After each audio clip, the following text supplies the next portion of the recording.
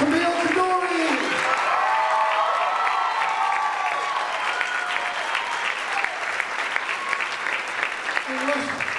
And don't forget Noel Clarke.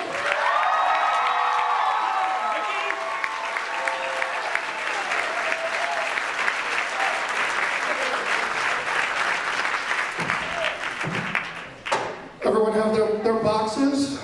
We stole these. They sure came in handy last night. For those of you who were at the match game, you might remember that. A lot of you are, we won't be repeating any of that language in this panel, of course. We'll keep it clean. Right, Noel? All right, we're going to get into it. Also, just so people in the back can hear, for questions we'll be taking, and I encourage all of you to ask questions. Please line up at the side. We have a microphone ready for you. We really appreciate it. Thank you. Let's get into it. Friends of the Ninth Doctor. This is exciting to have all of you. Exciting to have all three of you on stage. You've done conventions together before? Have you all been on stage together before? So you guys have practiced hands at this. Awesome. So let's talk about just how you guys kind of fell into it now. Annette, the 2 episodes of World War III and Aliens of London were done in the first block, all shot together. First episode shot. Yeah, so, this question is for all 3 of you, actually. Is there the pressures of, performing in the inaugural episode of such a beloved franchise? Coming back from after not having been on the air so long. Oh boy, was it traumatic. It was fantastic. Oh, I'm so electrified. There's an alien in the room. Oh yeah. Oh no, there are no aliens. Yeah, it was amazing. We did the read-through at Cardiff Stadium, which is a big rugby stadium, huge room, and it was like a gladiatorial sort of Roman amphitheatre. And we felt that people would hold up cards and give you scores for the way you read. And there was a whole block of producers on one side and a whole group of actors huddling together on the other side, and all the techies. So that was the beginning of it. But nobody knew if it would work or not, or if the fans would enjoy it or not. So everybody was kind of really sure it was something that they hoped would work, and not sure if it would. And Camille?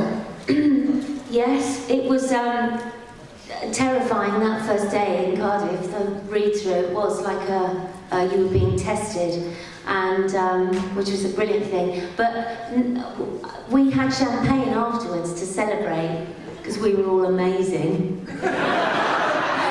And do you remember we were so drunk? Oh, so drunk.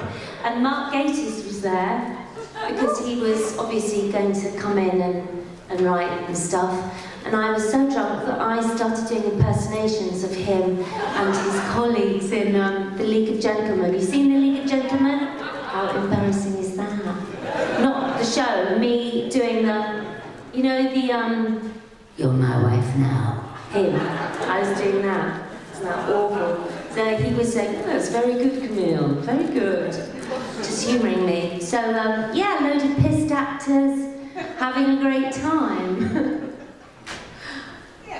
Yeah. I agree with that. I can't remember much of it, so I can't remember. Slopped in a corner somewhere. But Noel was away, weren't you? You were in Thailand. Yeah, you were filming. Yeah, we talked a little bit about this yesterday. Let's talk about that. Yeah, I was still in Thailand on another show, and they actually switched the first weeks around. Just to accommodate you. Just to accommodate me, which was great that, they did that. And so, you guys did Cardiff and then came back to London? Or did London and then came back to Cardiff or something? Yeah, Cardiff. Yes, Cardiff first, and then came back to London and then went back to go. So they switched their 2 weeks around, so they did Cardiff first, then came to London where I joined, and then went back to Cardiff, which was very nice of them, and so I kind of landed off the plane and jumped into it and was just a buffoon. And about through that block of episodes shot together, and Noel had brought up a really good point yesterday, in case anyone hasn't noticed, the tonal shift in the series from when it was starting out finding its legs when you were shooting Aliens of London, World War III and Rhodes, and how tonally it was very light and not as dark, or darker. It got darker as it progressed. Would you like to comment on that? Did you feel that tonal shift as it became more serious and darker, or? Because you were actually, because your episodes were alike, because you had the, dare I say, the flatulent alien side of it. And that was part of it, but as the show was finding its legs, it got more serious. Did you feel that? Well, probably between that and Boomtown, perhaps? Yeah, I was just going to say, even from those first two eps, you know, where I'm shaking the booty and being very flatulent indeed. And then Boomtown happening, and that being the first time the Doctor being challenged, really, as to his morals and what he was like. So it started to turn, and I think it was obviously very deliberate on the producer's part, but, you know, seduce the audience in and, you know, don't scare the kids too much, and then slowly introduce all this depth into it, which just grew and grew and grew. Camille, would you like to comment on that? Or? Yes, can you repeat the question? Oh, just a tonal shift. We shot the first 3 episodes with Rose, Aliens of London, World War III. The tone was very light because the show was finding its legs. It got deeper and serious, yeah. Can you hear me? Oh, there we are. Yeah, no, I think it had to go that way, really, didn't it? You had to be sort of welcomed into the bosom and then scared out of your wits. So it was a natural progression, and I think something that needed to be done. So in order to take maybe the whole thing seriously for the non-believers, who probably became huge fans after that. I don't know. Yeah, I mean, I don't know. I don't know if it was an intentional thing or if it just was what it was, finding its feet in that first block, and then everyone kind of go. Actually, after block 1, there's a meeting and go, how do we feel? And then, you know, it shifted. What works, what doesn't. What works, what doesn't. But I know that, you know, from then on, and even you know, the episode that we're all in again, Boomtown. You know, Slitheen, but a lot darker than the previous one. Oh yeah, very much so. And that certainly wasn't. Oh, we have to maybe pass this one along, I'm sorry. Boomtown wasn't written when the series was kicked off. I mean, that was something that Russell came up with during filming. So there was no intention to get, you know, certainly that far in a specific way. Yeah, he wrote it. Russell wrote it for me, darling. That's right. He liked the way I farted, so he thought On the flatulence, I've worked on a few films where their characters had to be quite flatulent, actually. And you're an expert. Yeah, an expert at this subject, sadly, yes. And we had an actual, like, farting machine on set, so the other people can react to that. Was there something similar employed here? We did it all ourselves. All our own stunts. It's great that... It's interesting that you have the same humour, because it's considered very British, you know, toilet humour and farting all that. It's very, you know, blowing raspberries is very English. We enjoyed next it, one our which is fart jokes. fantastic. Yes. And you were invited back, he wrote the role for you. You have the distinction of being the first of the new monsters of the new series to have a reoccurring role. You were the first. I know. That's you. Give it up for Annette.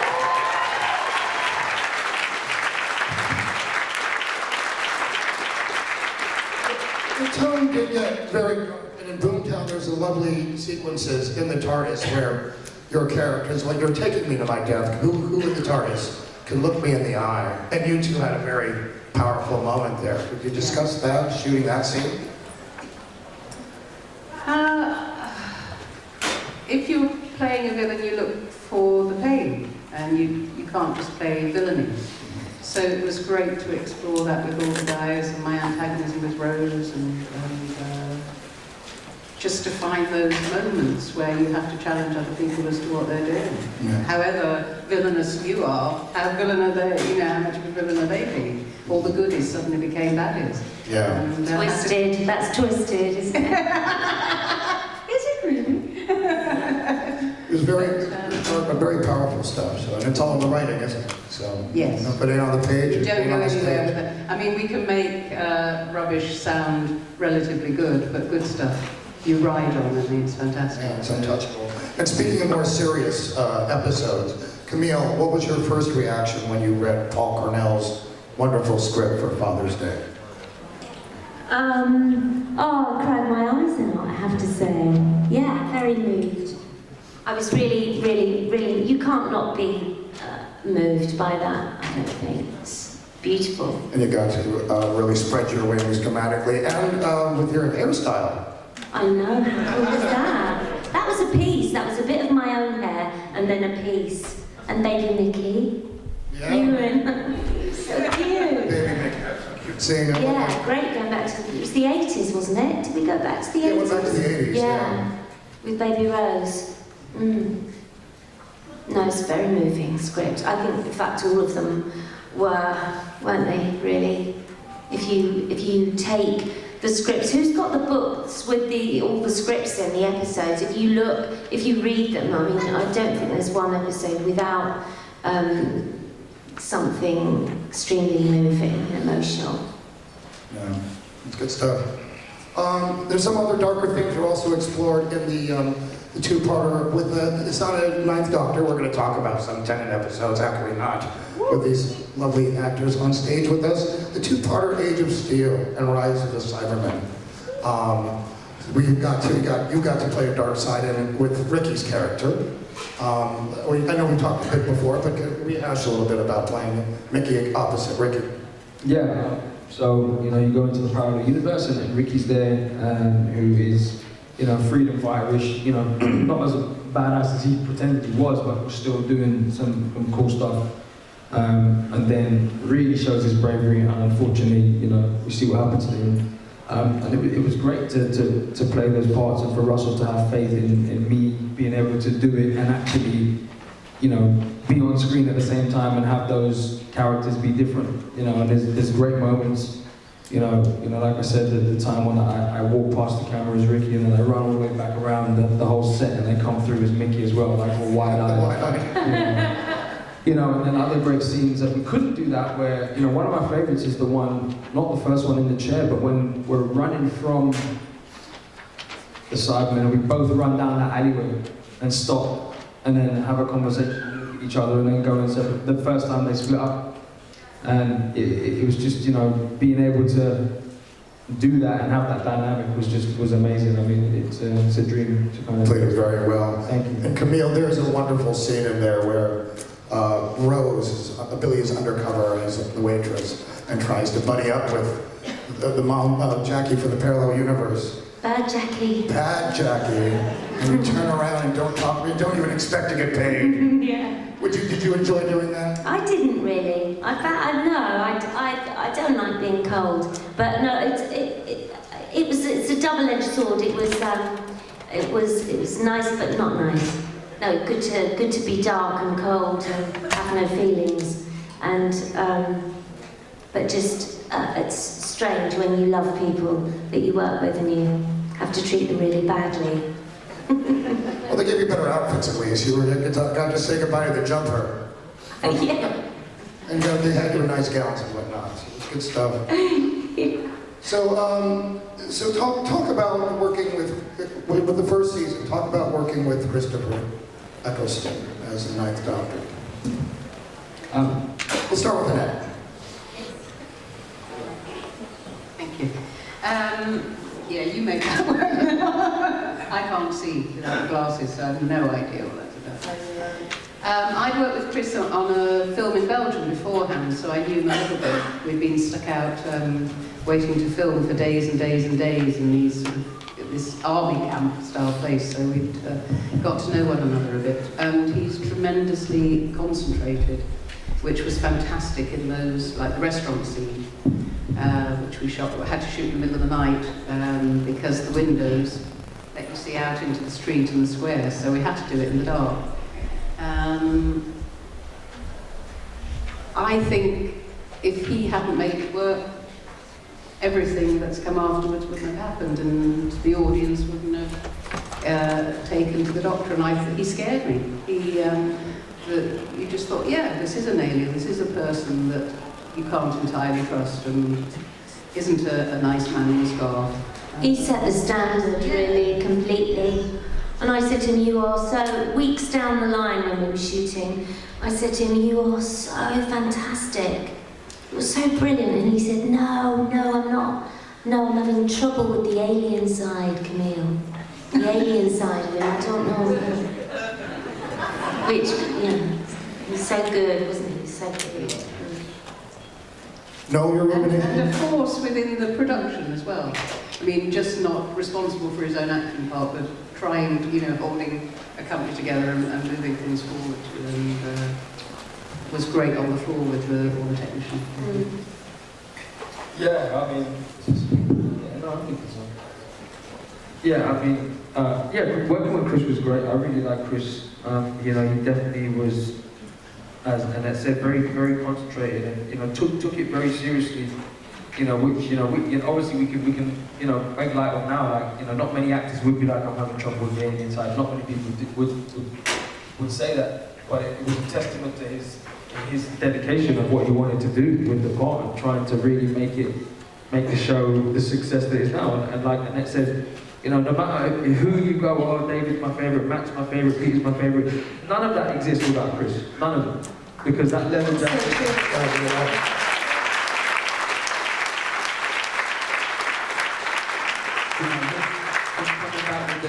the leather jacket and the black trousers, we say panties or whatever, that made it relevant, that made it cool, that made it now, and he was brilliant, and so yeah, I had a great time working with him. Camille, I'd like to talk about the arc with the character of your late husband and how a great scene in Doomsday where you're reunited with him. With Sean. Yeah, with Sean. Yeah, magic. It was, yet another beauty from Russell. What a hero. Just fantastic to bring him back and he being a success as well in this other world, which was great. But I was talking about it this morning. He, when we do this thing where I run to him, we run to one another, and he lifts me up. I'm actually quite heavy, and he dropped me. You should have seen his face. It was like, oh my God. And he let go and slid all down my body and hung onto my ankles. It's the funniest thing you've ever seen. He's a big sort of strapping man. So we did laugh, and we carried on playing the scene because it was a wide shot. So, but doing it, hysterically, carrying on with the scene, laughing like drains.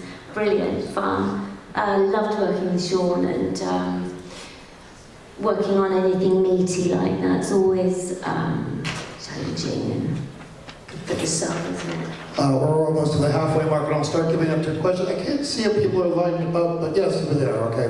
Before we go there, I turn it over to the audience for Q&A. I would like to ask each of you, what was your personal favorite moment from your characters? What was one of your favorite Margaret moment, your favorite Jackie moment, your favorite Nikki moment? Dinner in bondage works for me. It's a great line. Why that's not on a ribbon, I have no idea. Someone out there. Camille? A favourite moment? Your favorite Jackie comment? moment. Favorite Jackie moment, whether it's a quote or a scene. I don't know. I mean, I liked Billy's father, and when he says, I'm rich now, and she says, I don't care about that. Well, clearly she does. That was a good moment. I don't care about that. How much? Yeah, how much? Carriage. And Strange Man in my bedroom, I love that. I loved it. That's cool. Saving the world with Mickey in the flat with the pickled gherkins. Go figure. When they exploded, how was that? That was so fun, What was it? I don't remember what we did. We chucked them all over you, didn't we? It was the vinegar in the, They had like an exploding gun thing, and it was like action, and they shot all the stuff. Yes, they did. And I had to do a throwing thing with the bucket. Do you remember that? Yes. Well, I think Oh, the gun. when after the blows up, and it splashes on the back, and I think they like shot the thing. Yeah, we could only do it in one because we were pushed for time. We were laughing as well. imagine. Like, I think you can see us about to laugh, like when it hits our face, and I'm like, I think you can see us about to laugh. I'm trying not to break. Yeah, but I think my favourite Mickey moment would have to be the very last time that you saw him. With Martha? Yeah, not so much about who he was with, it was just about the progression of where, you put on Rose and you take a still frame of him coming out of the TARDIS with the wide eyes and thing, and then you put a still frame of that and he's there with the beard and the thing. It's like, you've seen this guy grow up to become what he is, and go from probably, I don't think people always are thinking about other people's feelings when they do this, but go from probably the most unpopular character to people saying, oh, he has the best art I've ever seen in Who. That's true. Give it up for that, by the way. Really well done. All right, we're going to turn it over to some Q&A. We can't see you. There's a light. Is it just me? There's a line of people dying to ask you questions. We'll just hear your voices. Go ahead. First one up. Hi. Thank you very much. Oh, look at you. Wow, hi. Go ahead. Can you hear me? Steve? He's right here. Try it now. I think he's turned it up. You had one job. One job. All right, just yell it out. Here we go. Hold on. Are you on? Are you on? I'll start with her. Hi. Go ahead. Hi, this question is for Camille. So there's actually some debate as to whether or not Jackie is considered a companion. But there are episodes where she takes on the companion role, like when she pretends to be Rose. Yes. So from the actual source, to put this debate to rest, does Jackie have companion status? Companion Status. Stop. Yes. Oh, God, yeah. I would put my foot down about that. Oh, yeah. I mean, she doesn't want to be a companion, as you know. The Doctor makes her, because he's evil and mean, and he's got two hearts. So she definitely earns that status completely. Don't you agree? Yeah. Yeah, so I am. Thank you. Very much so. Thank you. Look how happy she is. Hi. Go ahead. What's your question, sir? Well, no, I'd just like to say, you got to appear in Star Trek, you got to act on Doctor Who, you got to kiss Billie Piper. Do you realize how blessed you are?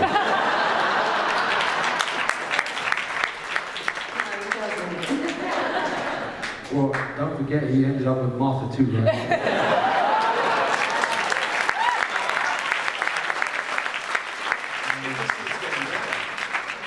So my question is, for the three of you, purely speculation. I know Chris has his own issues with the BBC, but do you think, in your opinions only, do you think we'll ever see Chris at some of these types of events where the fans could get to meet him and thank him? Dream on. That's what I thought.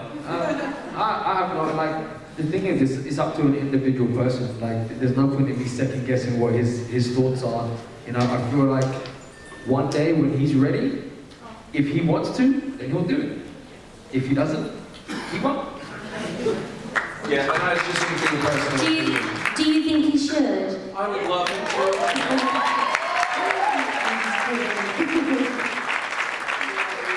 It's a part of the history, and there's no denying it, and if it wasn't for him, this may not have gotten So off. true. So we can only He hope. raised the bar, didn't he? Yeah, so, I don't know if you guys ever speak to him, but always just throw it out there. Okay. Well, I mean, it's true. There's this kind of a myth that because he doesn't participate as much, I mean, he's a busy guy, doesn't participate as much, that he's like downs the show or whatnot. Not true. Every fan who's encountered Chris and asked for I've only heard stories he's been lovely every time, and posing for pictures and whatnot, so, yeah, those rumors are false. It's to do with people's natures too. It is, yeah. You know, some people. Yeah, I'm not very, I'm not an approachable person, Jen. No, you're a very shy boy, aren't you? I mean, like here is different, like, like I said, Chris may, I can't second guess if he may, he's lovely when he meets fans, but you are, but, generally outside, if I'm sitting, eating with my children, I'm happy to do things, but you should, like, think, like, don't approach me. You know what I mean? Know where you are. Yeah, Know where you are. I was once in A&E, like, that's ER, with my son, who had pneumonia at the time. We didn't know it was pneumonia, but it was like pneumonia, and I was like, this kid's dying, but we didn't know at the time, he was just really sick. People asking me for photos, like, you have to just think sometimes, Know where you are. Yeah. That's why we all gather here, so we do it properly. All right, next question. Hey, Phil. How you doing, Josh? Good to see you again. Yeah. Camille, as an actress, how do you emotionally prepare yourself for the line, "My goodness, I'm going to be killed by a Christmas tree"? Yeah, I was nervous because you did that great, by the way. No, I was nervous. Such a good line, isn't it? You have to, you've got a lot to live up to with a line like that. So it had to be delivered. When in fact, the funniest thing was that line was actually looped. So we shot it, but then sound was saying, I just want to get another one. Can we just do a wild track of that? So I did the line again, and in fact it was better, and they stuck that on the top of the thing, so it was better. Isn't that weird? Isn't that funny? Or maybe not funny, but no, yeah. How do you prepare? Well, I mean, it's all there. You just got to get up and do it, haven't you? Well, it was brilliant, and I loved it. I'll never forget it. Thank you so much. Great stuff, yeah. Was CGI, was there any practical elements to it, or was it all visual effect? You were acting against anything or other? It was visual. It was actually there spinning, wasn't it? Was it? Oh, that's my imagination, folks. Yeah. Hi, what's your question? Hi, I have more of a comment. I just wanted to thank all three of you for making that first season my favorite season, and those episodes. Of course.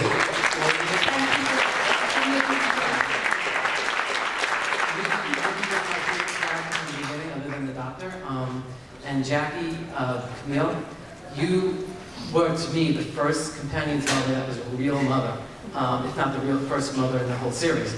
I could hear my mother, if I disappear off the face of the earth, I could hear my mother saying the same things with the same tone, the same way. Putting up the same signs. You were very real to me. You were like the first real companions family unit, the two of you. Especially your mother. Oh my goodness, are you married? Oh, thank you very much. He might propose. Hi, go ahead. Hi. So my question is for Camille and Noel. So obviously the show took on darker elements as it progressed. And so I'm wondering, as actors, what was it like to come back with journeys and whenever you're flying the TARDIS? What was it like to come back after a few years and also working with people who had been on the show since then that you didn't know? As an actor, how was that for you? We talked about that, didn't we? Because it was in fact just like starting again on Monday morning. There'd been a long gap, but actually it was just like we'd had a weekend off and we were back on, and apart from some new faces, it was just like picking up again, wasn't it? Isn't it? I don't know. Controversial. I definitely felt like I was kind of getting herded in to do my thing and herded out. It wasn't like I was like, oh, yeah, there was a lot of people that were still there, so that was like brilliant to catch up. But obviously there were so many new people, not cast-wise, but just kind of behind the scenes. It was like, you just like, all right, great, come in, shoot your thing, right, here's Martha, do your thing, okay, nice one, take care, buddy, I was in the middle of, the reason the beard was there, which actually works worked so well in the end and completes the whole arc is because I was in the middle of shooting Centurion with Neil Marshall and Fassbender and stuff, and so that, I was like, I had 1 day off, and that 1 day was like, get to Cardiff, do that, get back out. But it felt rushed to me, the whole thing felt rushed anyway. Thank you. And if you haven't seen Centurion, see it. It's a great film, great film. Hi. Hi. I wanted to know what your reactions individually were when you found out that Chris was leaving, and your reactions when you found out that David Tennant was replacing him. How dare he? I saw it on a newspaper front page on the TV. It was like Christmas night or Boxing Day, something like that. And they were showing the next day's newspaper for a headline which was about something, I don't know, could have been Iraq or something. So there wasn't like rumors on set that he may be filming, nothing like that? Nothing. And I just saw Doctor quits. And you know, we just had a lovely, and I thought, what? That's bizarre, that's bizarre. And so that's how I felt. No? I was just kind of like, do I still have a job or what? You know? Like, I love Chris, but he doesn't pay my bills, right? So, I was kind of like, alright, well, is the show carrying on? Great, okay. Someone's replacing him? Great. Do I still have my job? Great, cool. When you need me, I'll be there. Yeah, and with the Christmas invasion, it just dived right into Jackie and Mickey, and Mickey's in the shop, and here's the TARDIS, they come running out. And... I think it was just a surprise because you just, anyway, but one must never assume that it's going to go on and on forever and ever, and you don't. But it was a shock because he was so fantastic, but there we are. In a way, I think he made the right decision. Very much so, actually. I think he did. Great. Hi. Hi. This was for Camille. When we first meet Jackie, she's basically, she's like a suburban mom, and then when we see her for the last time at Journey's End, she shows up with like this big gun, and suddenly she is kind of not that. So when you first took on the character, did you ever expect her to develop in that way? No, not at all. No, not at all. And it's a pleasant surprise. I like driving the truck. So she had to get a gun, didn't she, after that, really? She's quite butch. Oh, Jackie. Yeah, no, it's a good surprise. Nice to be able to, play with the toys like the boys. Thank you. Thank you. Hi. How are you all doing today? First of all, I'd like to thank the three of you for being here. This is just amazing. My question, though, is for Noel, and crossing universes for a moment. Talk about working with Benedict Cumberbatch in Star Trek. Yeah, it was fantastic. I mean, it's Benedict Cumberbatch, isn't it? But, 10 wings.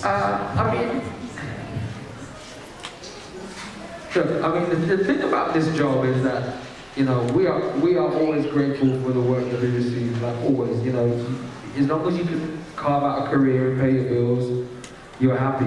But the truth is, everyone's like, oh my goodness, you were in Star Trek, it's amazing, and it was amazing. But if I